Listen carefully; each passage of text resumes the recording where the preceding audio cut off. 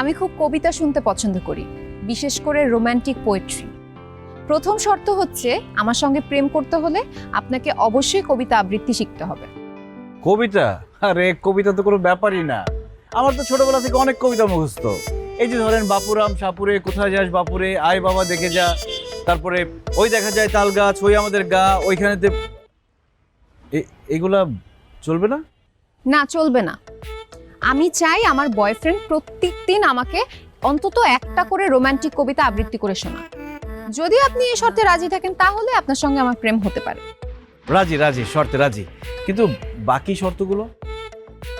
দ্বিতীয় শর্ত হলো আপনি যখনই আমার সঙ্গে দেখা করতে আসবেন তখনই আমার জন্য একটা গাছের চারা নিয়ে আসবেন। গাছ? গাছ কেন? কারণ আমি বিশ্বাস করি প্রকৃতিকে যে ভালোবাসতে পারে সেই অন্য কাউকে ভালোবাসতে পারে। আর তৃতীয় শর্ত হলো প্রত্যেকদিন অন্তত একটা করে ভালো কাজ করতে হবে, এবং কি ভালো কাজ করলেন সেটা আমাকে এসে জানাতে হবে। এই? হ্যাঁ, এই। ঠিক আছে, আমি তাহলে আসি। চলে যাবেন?